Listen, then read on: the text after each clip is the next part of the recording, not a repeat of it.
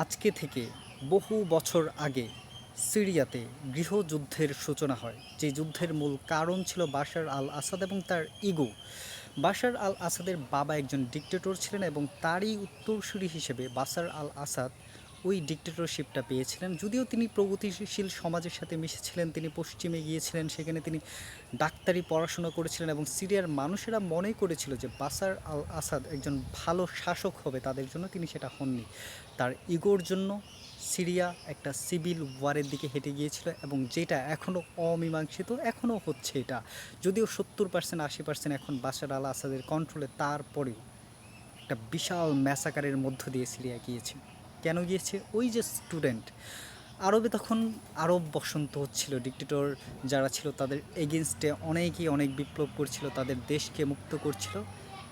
Same goes যে সিরিয়ার যারা স্টুডেন্ট ছিল তারা দেয়ালে শুধু লিখে দিয়েছিল যে ডাক্তার সাহেব এরপর আপনার পালা, এবং একজন ডিক্টেটরশিপ যেরকম হয় এই প্রতিবাদটুকু, এই ছোট্ট একটা প্রতিবাদ, এটাও তারা সহ্য করতে পারেনি, যার ফলে তাদের পুলিশ ওই বাচ্চাগুলোকে ধরে নিয়ে যায়। 40 দিন পর্যন্ত তারা অমানবিক অত্যাচার করে এবং এর আলটিমেট রেজাল্ট হিসেবে একটা জাতি গৃহযুদ্ধে লিপ্ত হয়ে যায়। যারা শান্তিপূর্ণভাবে প্রোটেস্ট করছিল ওই বাচ্চাগুলোকে ছাড়ার জন্য, তাদের দিকে গুলি ছোড়া হয়। এবং এই সমস্ত বিষয়গুলো কি বাংলাদেশে ঘটছে না? আমরা কি এগুলো দেখছি না? বাংলাদেশে কি হচ্ছে শান্তিপূর্ণ মিছিলে?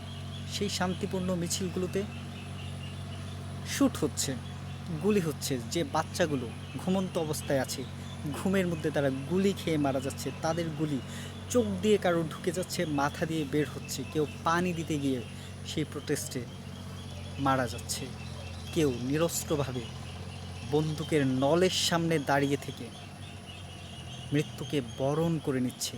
কেন নিচ্ছে? শুধুমাত্র ইগোর জন্য। আমাদের যে শাসক, সেই শাসকের ইগোর জন্য। তার বহুদিন আগে স্টেপ ডাউন করা উচিত ছিল। পৃথিবীর অন্যান্য রাষ্ট্র হলে করে ফেলতো, তিনি করবেন না।